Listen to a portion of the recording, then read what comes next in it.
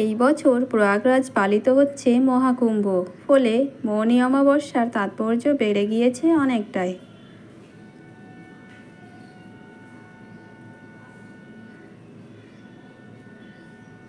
মহাকুম্ভের বছরে মৌনী অমাবস্যায় কাকভোরে পুণ্য স্নান অত্যন্ত পবিত্র, পূর্ণদায়ী এবং শুভ ফলদায়ী। চলছে মাঘ মাস।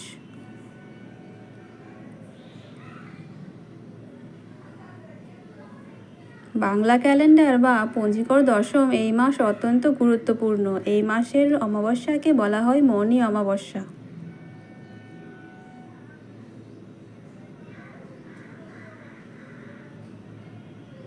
অত্যন্ত গুরুত্বপূর্ণ এই তিথি। নতুন বছরের প্রথম অমাবস্যা তিথিও এই মৌনী অমাবস্যা।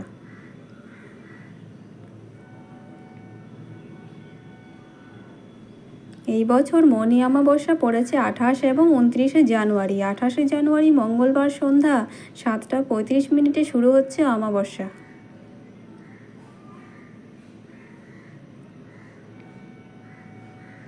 এই তিথি থাকবে 29 জানুয়ারি বুধবার সন্ধ্যা 6:05 পর্যন্ত।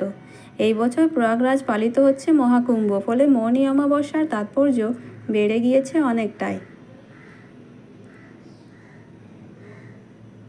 মহাকুম্ভের বছরে মৌনী অমাবস্যায় কাকভোরে পুণ্যস্নান অত্যন্ত পবিত্র, পুণ্যদায়ী এবং শুভ ফলদায়ী।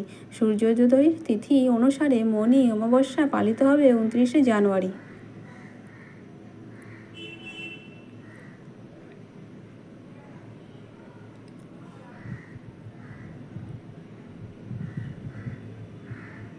তবে অমাবস্যা যেহেতু মূলত নিশিকালীন ব্রত, তাই 28 জানুয়ারিও পালন করতে পারেন রীতিনীতি। এই তিথিতে কাকভোরে স্নান, দান ধ্যান, মন ব্রত পালন করে।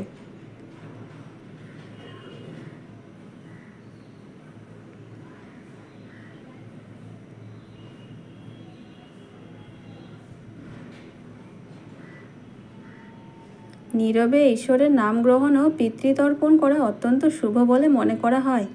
চিরাচরিত রীতিনীতি পালন করলে জন্মদোষ থেকে মুক্তি পাওয়া যায় বলে প্রচলিত বিশ্বাস।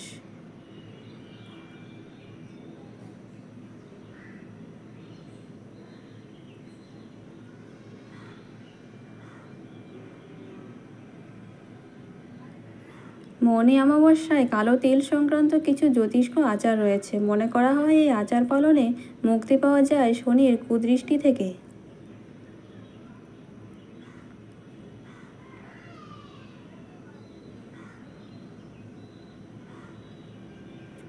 বলছেন জ্যোতিষ্ক বিশেষজ্ঞ পণ্ডিত কল্কিরাম, শনির রোষে জীবনে দেখা দেয় অর্থ সংকট, অর্থনাশে সংসারে দেখা দেয় দৈন্য।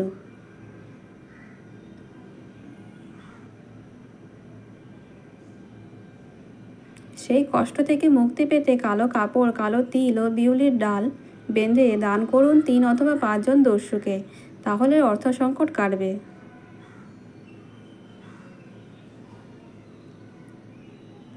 শনির প্রকোপ থেকে বাঁচতে 1 মুঠো কালো তিলের সঙ্গে সর্ষের তেল দান করুন শনি মন্দিরে।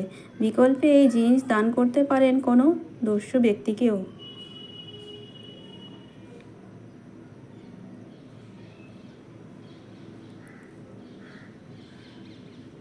তাহলে শনির মহাদশা কাটবে। এই তিথিতে কালো তিল ভাসিয়ে দিতে পারেন কোনো প্রবাহিত নদীতে, তার ফলে কাটবে শনির গ্রহদোষ।